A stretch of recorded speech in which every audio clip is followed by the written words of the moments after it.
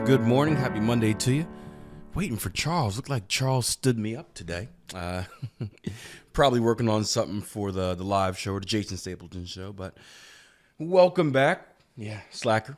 Small group today. We had a handful of members who I believe last week was their last week. So unfortunately, they are no longer able to join us here for the Monday training, but it's all good because they have moved on to bigger and better things. And well, they have started the real part of their trading journey. They have started the real part of their trading journey. And the trading journey, again, it begins after you're done the 12-week transformation. That's where the most of your learning comes in handy. Many people decide to stay in the live room. Many don't. But once you get out there, once you know what to do, then it's just the learning by experience part. And that's probably the most valuable part of trading you can get is going out there, making mistakes, but being able to be disciplined and not slip back to your old way. The thing I hate seeing the most is people that graduate from the course, and then I see them on social media or like stuff like TradingView here, and they're going back to the same old thing they used to do. It's just like, obviously everyone has their trading style. The point of the course isn't to teach you a single way to trade. It's kind of to give you an overall idea of how to read the market and whatnot. But you see some weird stuff sometimes. It's like, I thought we talked about that's a bad way to approach the market. So, but everyone is their own person, and it's one big learning experience. But welcome to Monday's Q&A. Hopefully, you guys have brought me questions. I don't really have a topic I want to talk about. Usually, I get my topics from emails and whatnot throughout the week. Not a lot of emails this week, so hopefully, you guys have something. But what you see in front of me while you guys are thinking of some ideas is just Bitcoin. I have never looked at Bitcoin before, and I decided to take a look at it this morning. I don't even know why. I think something came across my feed, and I figured why not have a look and see if the technicals work exactly the same, and saw something pretty cool. I was actually having a conversation with a trader on TradingView here about the aggressive C.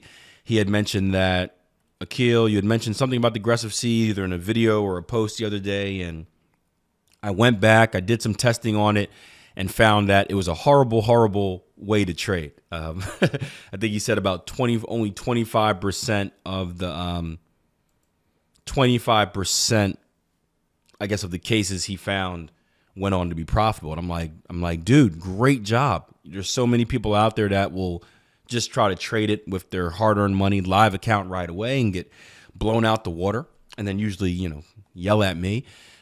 This guy actually went back, said, hey, before I put any real money on it, let's test it some, and it came back to be a failure. And I told you guys, the aggressive C, it looks great risk reward wise, but it's not a good strategy to trade by itself. But I was looking here on Bitcoin and found a few things. The first thing I saw was a potential bat pattern. I was looking at, go ahead and draw this in. We're looking at, where's my triangle?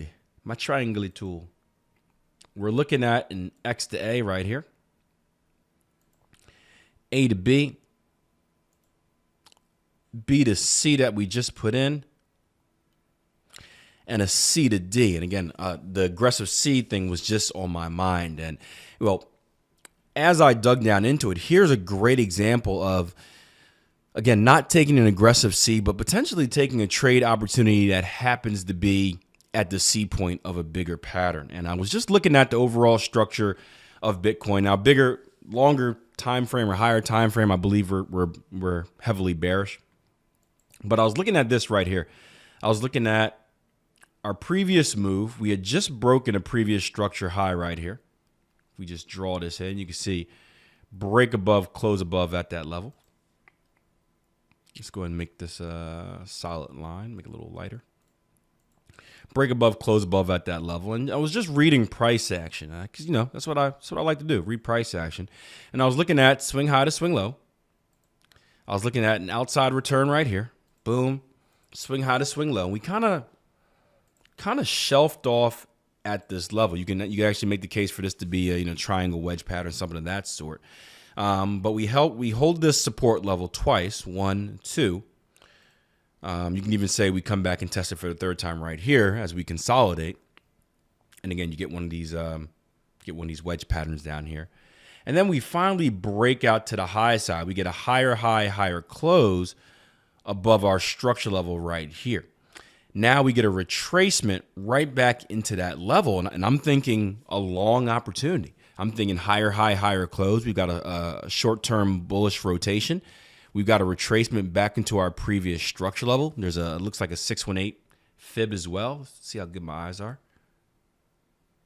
Yep, right around that 618 Fibonacci as well. Said, is there a buying opportunity down here in anticipation of riding this thing up either to a retest of this level right here or previous structure highs?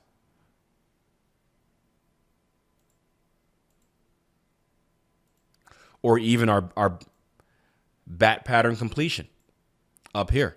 And again, the whole idea came off. I had aggressive C on the mind, so I was looking at C legs and thought about it. It looks like there may be an ABCD pattern somewhere in here as well. But we go down to the lower time frames, go down to an hourly chart, and here's what caught my attention even more. So price action came down to this level. We kind of shelved off. You can see a little double bottom action down here. Market comes down, boom. Retrace, retest, higher high, higher close. So some 2618 action here, right? So you guys see this? We had a similar higher high, higher close retracement on the higher time frame, right? And now we have that same type of higher high, higher close 2618 action here. Give me a yes if you guys see this. Try my best to, still not good at navigating this thing. How do we do this? How do I make you just go up? Here we go. Yeah. So the last thing, so again, got the same formation on the higher time frame, the 4 hour, and on the hourly. Obviously, at 2618, there's plenty of ways to trade it. You can trade it aggressively by just putting a limit order right there on the 618. You can trade it conservatively by going down to even a lower time frame and looking for, say, a double bottom or something like this. This would be an excellent opportunity to buy it either as aggressive or as a higher high, higher close opportunity. Now, what do you guys see here that works in our favor? What do you think I would be looking at this level? What does anything stand out to you? Something we've been talking about over the last few weeks here.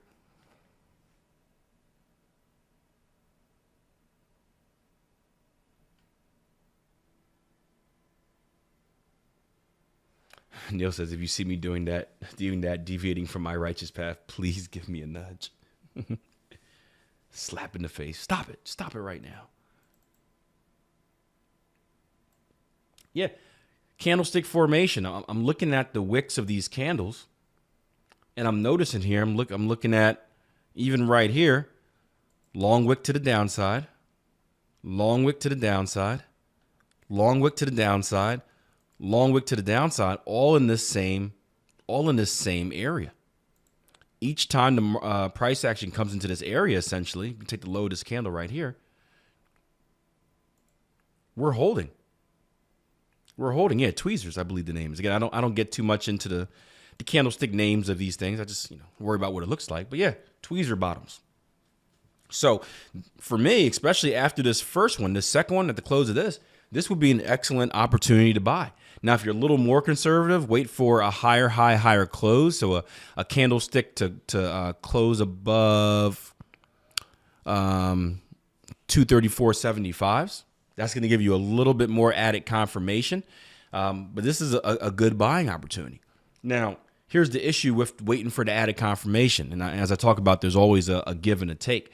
If you were to enter right now, you're looking at an opportunity, say, like this. We're entering at market, boom, right?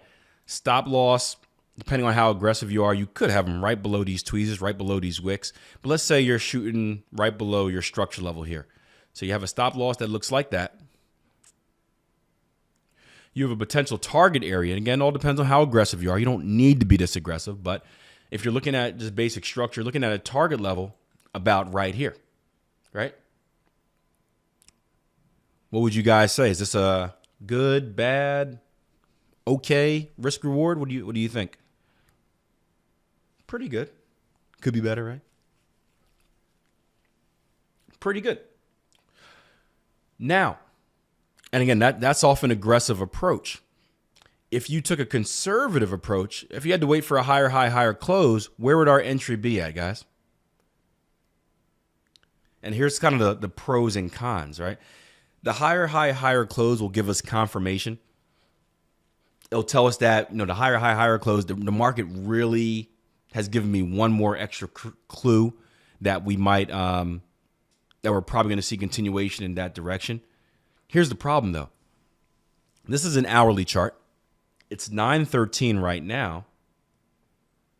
We have no idea where this higher high, we have no idea if it's going to happen, but if it does happen, we have no idea where it's going to be. Best case scenario, we get a very small higher high, higher close, and we end up getting a very similar risk reward, something like this.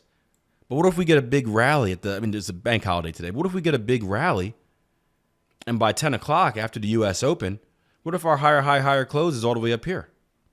Well, what do we just do to our risk reward? Oh, looks like my internet is... Can you guys still hear me?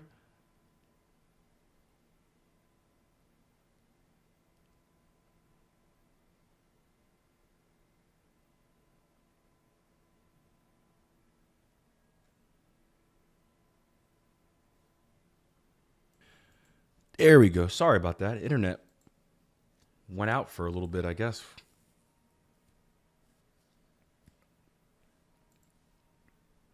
Let me just get everything reloaded here.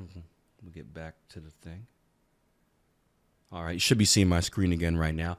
What I was saying is we don't know how this, we don't know how or where this candle is going to close. We can potentially, who knows? We get a big engulfing candle.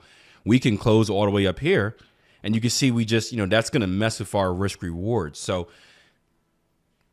the thing about trading is there's always a give and take to it. It's if you're going to be safer, you weigh the risk of missing the opportunity or not being able to get involved in an as good opportunity.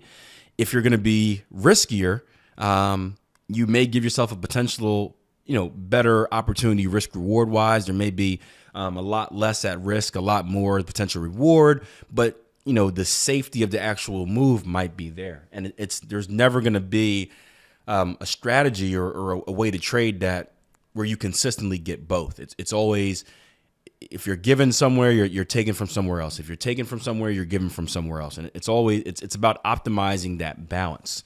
And that's why I like to say, for me, the better the opportunity, the better the risk reward opportunity, the more risky I tend to be. So if I were a trader of Bitcoin and I'm looking at something like this, our initial risk reward we talked about, I would have no problem taking this because the risk reward is so small in this scenario. If for some reason I had to have stops down here and it's more of a closer to 1-to-1, then for me, it's worth waiting for that more conservative entry, just because that there's more at risk, that ratio isn't the same. And again, the key is, guys, it's all about the risk reward. And Jason mentioned this in the morning war room meeting. It's all about how much you win when you win and how much you lose when we lose. And I did some stat keeping over the weekend. I was just crunching some of the syndicate numbers, and we're 6 weeks into the trading year, and we've got between Jason and I ideas we put into the syndicate. We've got 3 winning weeks and 3 losing weeks. Right? Nothing spectacular. Right? We're 50-50 essentially. But the big difference is on our winning weeks, we've been averaging, I think like 200 pips, over 200 pips. On our losing weeks, we're only losing about 80. So we're winning almost 1.5 times what we're losing. So we're keeping that risk reward in the right area. And that's really the key to trading. And if you can consistently do that, you don't have to be that that I don't want to say high probability trader. You don't have to be that trader with the 80% win rate to make money. You can easily tell your friends, hey, it's a coin flip, basically. But the market's giving me more when I win, and I'm not giving as much to the market when I lose. So I thought this was a good example of that. This is another example of if you're going to shoot for targets this big. Let's go back to our initial risk reward. This is very similar to the active management lesson we talked about last week. You want to pick areas where you think the market's going to run into trouble at. So if I were looking at this chart, there's a few areas that stand out to me. I would expect the market to give us some resistance right here. And let me know if you guys would agree. Would you expect the market to give us some resistance once we hit this level? Bang. Probably, right around here as well? Bang, somewhere in here. Maybe even put one more right up here. Bang, right up there. All right. These are the levels, and I find that it's very, very good for the confidence when we do this. These are the levels that we expect the market to hit. Yeah, we can throw some. We can throw some. I'm a structure guy, you know that. We can throw some fibs in there as well. And let me ask you guys this while we're on it. When we throw these Fibonacci's in there, what are we essentially looking at? What are we essentially doing when we throw these fibs on here? You may not know it, but we're doing it. Price action magnets. What's the question that we're, and again, you may not even know you're doing this. You're asking yourself a certain question when you do this. What is that question? We'll see if you guys recognize it. If not, I'll make sure this light bulb goes off for you. Let me just throw these retracement in here.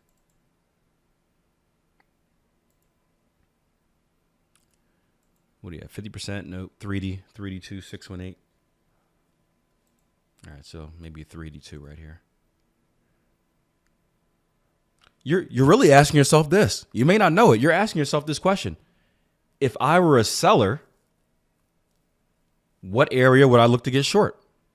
Right? Are you not asking yourself that question? Are you not essentially doing the same analysis you would if you're looking for a bearish entry? Right? If you guys were looking to get bearish here, what would you be looking for? Right? You'd be looking for structure, fib confluence, right? Am I wrong? You see how these and this is the point that I guess many people don't come through the training, so they don't get a chance to experience this. This is where I harp on it a lot. This is where that basic analysis, even if you're a pattern trader, this is where that basic analysis of just knowing how to read a price chart comes in handy. Even if you're not going to trade this way, you need to know these skills so you can manage targets, manage stops, do all types of stuff like that. You may say to yourself, man, Akil, I'm looking at this. I've got a potential AB. Oh, let's do one more. Nah, we're not going to get it. Yeah, we are. Are we? Let's do one more. I like feeling fancy. You feel good when you throw a whole bunch of fibs on there. Make you feel like we're doing something right. Another 127. You may say, Akil, I'm looking at this area right here, and I'm seeing ABCD pattern completion, 1-to-1 measure move. I'm seeing structure. I'm seeing 3D2. I've got two 127s up here. I've got massive fib. I've got essentially structure 1, CTS, or ABCD 2, 3, ratio confluence 4. I've got a CTS 4 right here. I'm pretty sure there's a good chance that we're going to see some bearish involvement at that level. What do? Well, if you're able to make it work, you can say, hey, I'm gonna take off partial position at this level.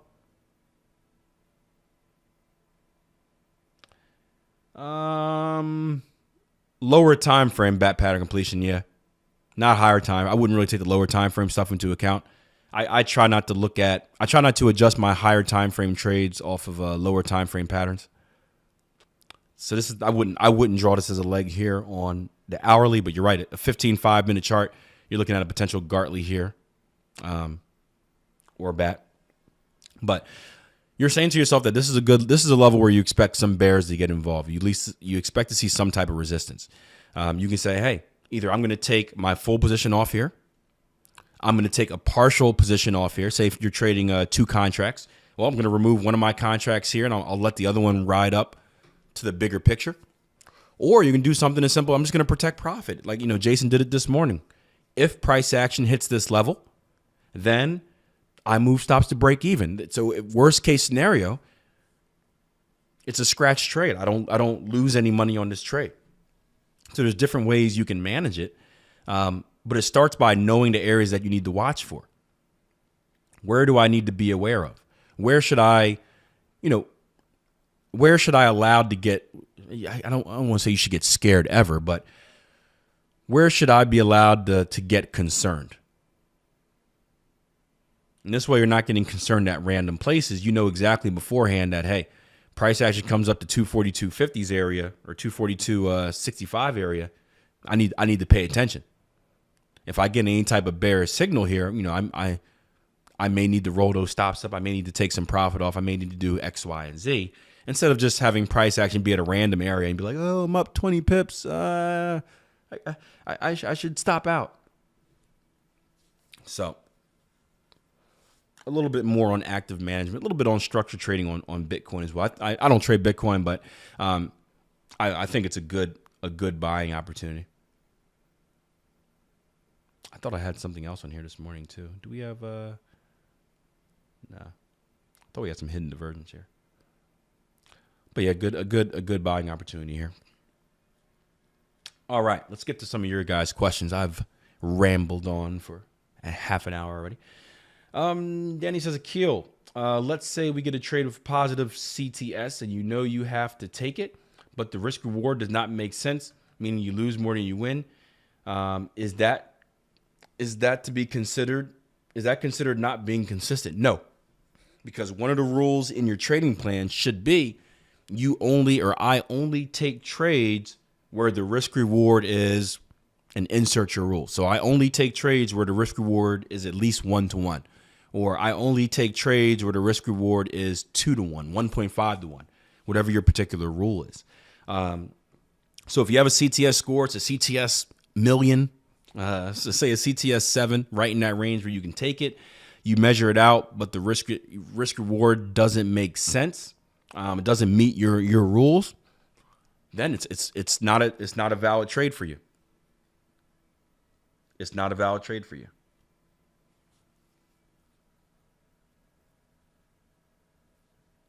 But it's very important you define what exactly. Very important you define what exactly you need as a risk reward, because you want to stay within that. And you'll see me with Gartley patterns. Every once in a while, there'll be that 222 Gartley.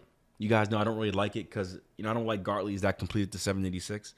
Every once in a while, we'll get that 222 Gartley on maybe a pair of a big ATR, and it'll be less than a 1-to-1. And I'll say, hey guys, nice looking Gartley pattern. However, I just can't take it. My rules say I need a 1-to-1. And you just gotta let it go, or just keep an eye on it. Look for an alternate reason for entry, or wait for price action to retrace to an area where you can get that desired risk to reward. But never let your risk reward ratio should be the most important thing. So if your rules say that you require at least a 1-to-1 to target one, if the trade's not giving you that, I would not take the trade. Just let it go. Yep. Again, you'll learn that risk reward is probably the most significant point of trading, keeping that consistent.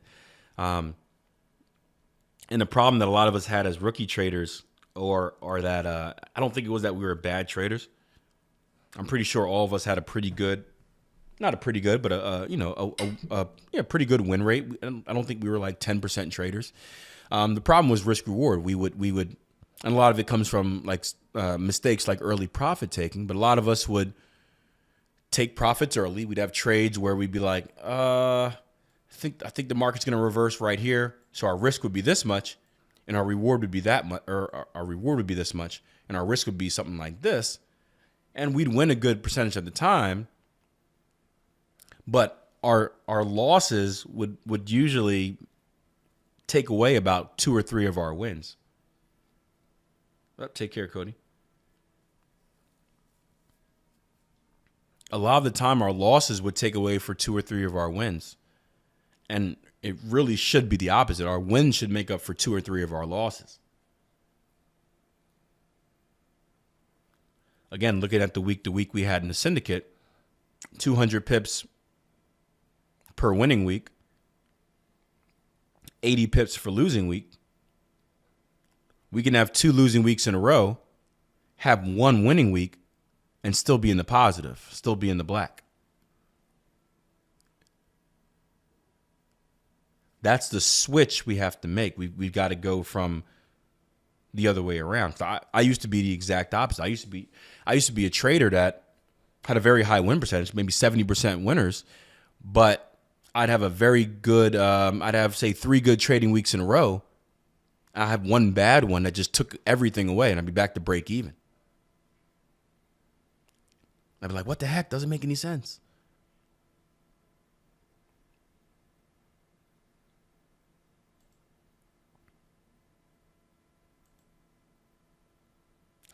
So what questions do you guys have?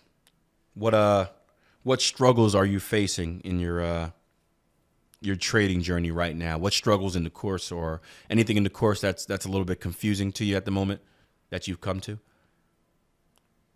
Or have we done that good of a job of educating that everything's crystal clear?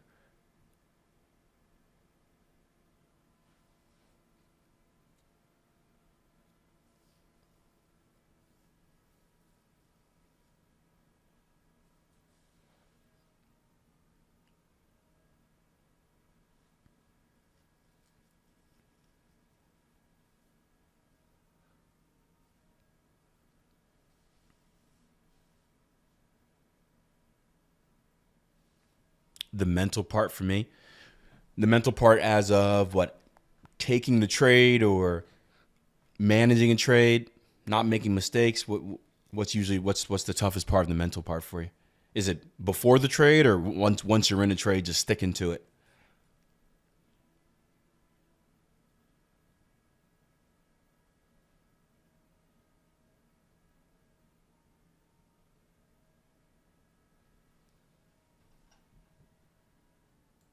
Staying in a trade and doubting myself once I'm in a trade. Yeah, that's tough. That comes with confidence though. That comes with confidence. It's my best advice for that is just once you push that button, understand, tell yourself, hey Cody, or hey Daniel, once I push that button, there's nothing I can do now. I'm either going to hit my stop loss or I'm going to hit my target. It's out of my control. Make a rule that says I'm not allowed to touch this, move that. Once I'm in a trade, I just have to deal with it. I've got to trust that all of the hard work I put in beforehand is right. But you also got to understand this, that it's, as we say this a lot, process over outcome. If the trade loses, it doesn't make you a bad trader. If the trade wins, it doesn't make you a great trader either, to be fair. But really, what you want to judge yourself on, you want to get into the habit of judging yourself on, did you take the right trade? And it has nothing to do with whether it wins or loses. So after you execute a trade, I would go back through it, go back through your trading plan, go back through your checklist, and ask yourself, did I do everything the right way? I actually used to grade myself on analysis, entries, exits, all that stuff. But go back through it, give yourself a grade. If you got a passing grade, tap yourself on the back and say, hey, good trade, and write it down as a good trade. Instead of just journaling sections on winners and losers, I'd put a section on your journal that says good trade or bad trade. A good trade meaning you didn't make any mistakes, a bad trade meaning you did. But you really got to accept that process. And it's very hard to do because we're, at least I am, we're built to think money first. And we're built to think, hey, if we win, it's good. If we lose, it's bad. It's kind of like if you guys ever played sports. Someone will say, oh man, that was a good loss. Was it? Yeah, I still lost, so you still feel like a loser at the end of the day. or that was a bad win. But there are such things. There are such things. I coach track and field. Track and field's a great example of it because it's an individual sport. It's not like soccer or football where you're going head to head with an opponent and they can affect your results. Track and field, you're in your own lane, at least for the sprints. You're in your own lane. You're going up against another athlete that's in their own lane. And guess what? You have no effect. You have no effect on how they run. You can run the best race of your life. We call it a PR, a personal record. You can run the best race of your life and still finish second. And does that make you a loser? No. You did everything right. You did all you could do. And trading's the same way. All you can do is do your analysis. You can double check, triple check to make sure your what you're taking meets your rules. Then after that, it's out of your hand. If the market wins, if it wins, hey, good job. If it loses, still good job. That's the mindset shift that you have to make. That's the mindset shift you have to make. Process over outcome. Did I do it the right way? And you got to trust if you do it the right way over time, that right way is gonna pad your bank account. Neil says, I've been doing RAS training on the cipher pattern, on ciphers on the Euro Yen. Found a lot. During your backtest, did you notice any pattern affinity to given pairs? Yeah, certain pairs perform better with patterns than others. Certain pairs perform worse. Each pair has its own, its own personality. There are some pairs that heavily trend. I always use, I think it was the EuroCAD as an example. Very heavily trending pair that seems to ignore Fibonacci's.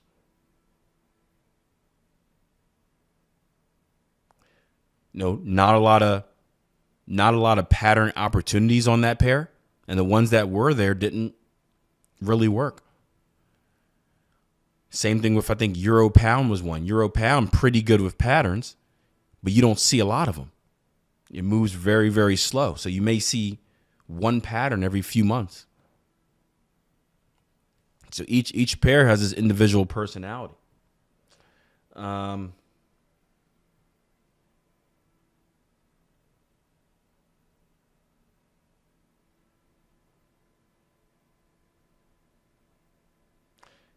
Did I notice that they appear more on the Euro Yen? I did not. It depends on what time frame you're testing them on and during what time period you're testing on. There were times on Euro Yen last year where I had a month straight and got like 6 patterns in the month. It was consolidating. We had a period of consolidation and there were like 6 patterns within a month's time frame. There are also times where the Euro Yen is just trending in the middle of nowhere and it's just no patterns at all. So it depends a lot on what you're testing, where you're testing, when you're testing it. Market conditions change. Same thing with Aussie. We had a period in Aussie where, I think in a week's worth, we had 6 patterns in a row, all winners. We also had a period where we just trended heavily and got nothing. So things change.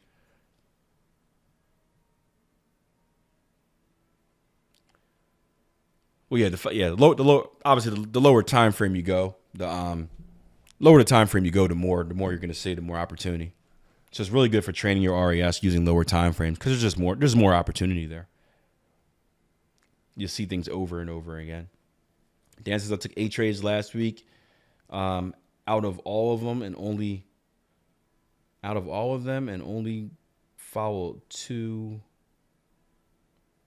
All right, you took 8 trades last week. And you only followed your rules for 2 of them? Or only 2 of them were losers, is what you're saying? Even though I did follow my rules, I came out even, but I wrote down that I need... Okay. Yeah. You always need to improve. I need to improve. I need to get a lot better than I am. You should never be sad. As soon as you're satisfied, you're done. That goes for any entrepreneur. As soon as you get satisfied, you're done. As soon as you get content, you get lazy.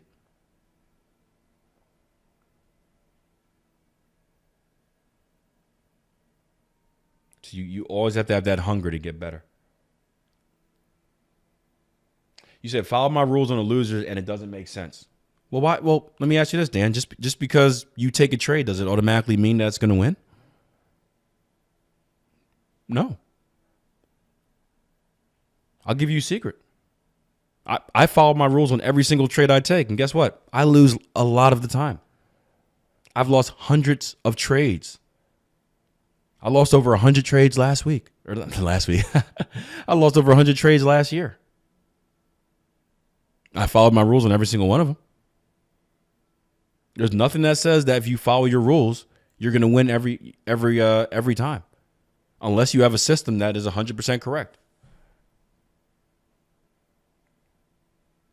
What we do know is over time, if you consistently follow your rules, you should win more than you should lose. Losers are always going to happen. You're never going to get rid of losers. I wouldn't even entertain the idea of trying to get rid of losers. It's not going to happen. You're going to take a lot of losers all the time.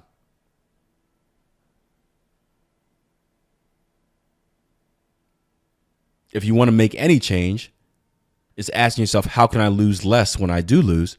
How can I win more when I do win? Those are the changes you want to make.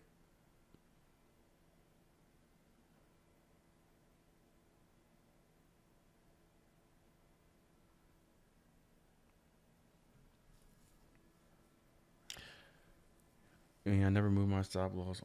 Oh, okay. Well, yeah, you need to stop moving your reward. Stop doing it. Just stop doing it.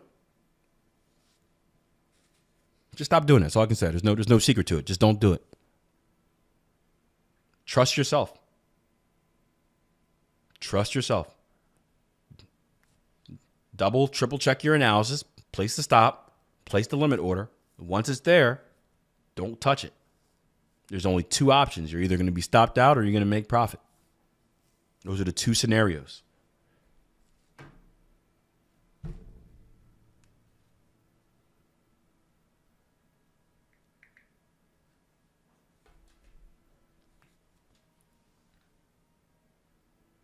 Go, Bitcoin, go, go, go.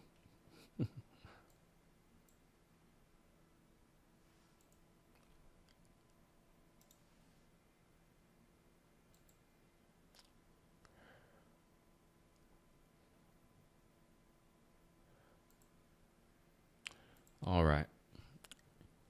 Any more questions you guys have for today?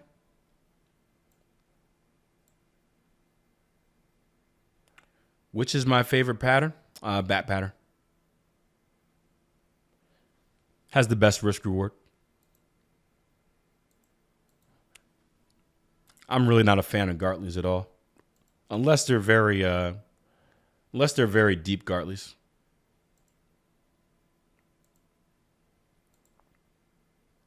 But bat pattern is going to have the best risk rewards. I'm a bat pattern fan. The best consistent risk reward, I should say.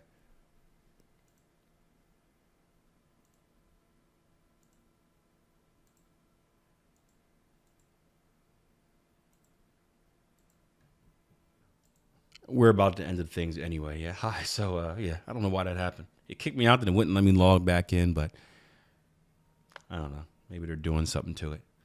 But any other questions you guys have for today?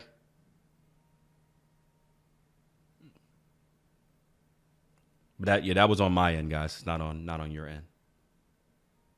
On my end.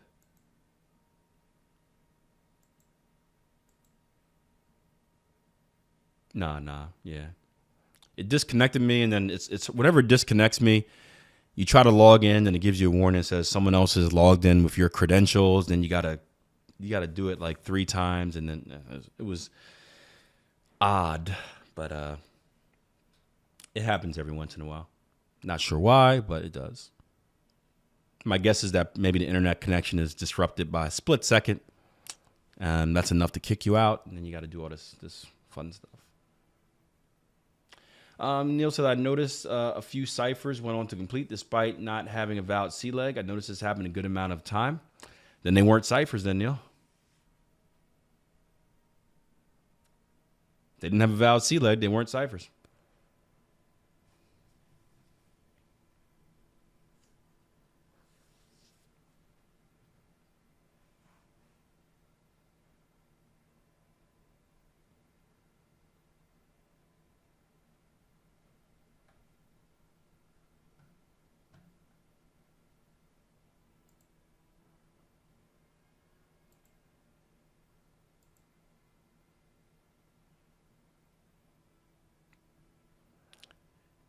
If a C leg's not valid, they're not cipher patterns.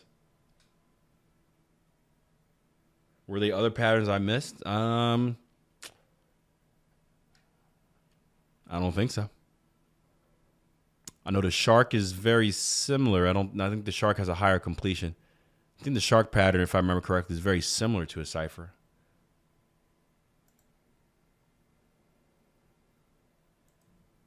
I'm not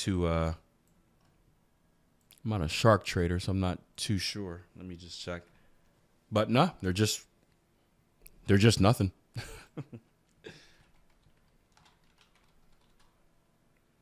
If you want, you can back test them. Maybe you can add a filter.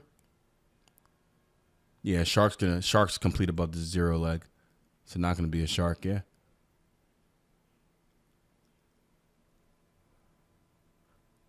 Well, I guess no, it says sharks can complete, yeah. Maybe check out shark patterns, maybe. It says that sharks can complete either this is a reason I don't like shark patterns. They can either complete beneath the 0 leg at the 886 or above it. And just imagine this being the D leg, which, again, how can something complete beneath or above never made sense to me, but I'm not a shark pattern trader. So back test shark patterns, maybe. It might be that. I know they're the one pattern that can be similar to a cipher. So you may have sharks here.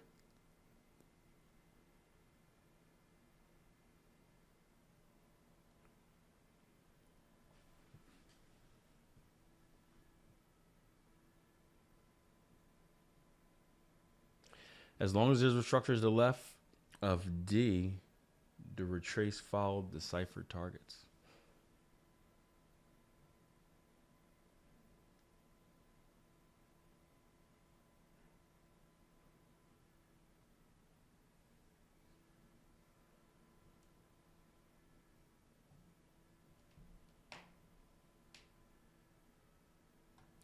Yeah, like I said,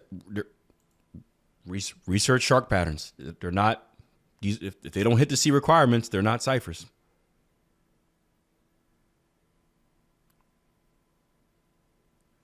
If they don't hit that 127, they're not ciphers. So research sharks. If you want, you can back test something with different requirements, but we can't call them ciphers. So the closest thing I know to a cipher is going to be a shark.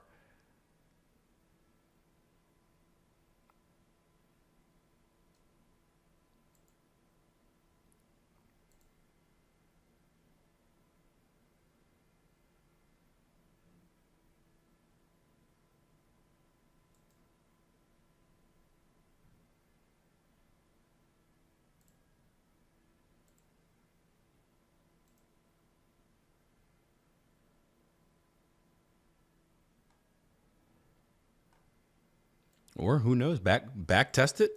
Maybe you'll find some rules of, maybe you'll stumble upon something. Do a lot of historical back testing. Maybe you'll stumble upon a new ratio that works. Maybe you'll see if the 414 is hit or the 618 is hit, but it closes here. Maybe you'll be onto something. That's how Darren found the decipher. He wasn't looking for it. He was looking for something else, and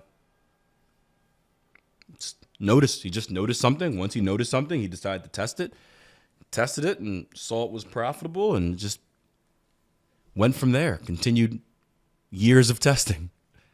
That slow process until it was done, but came out with something that was pretty darn good.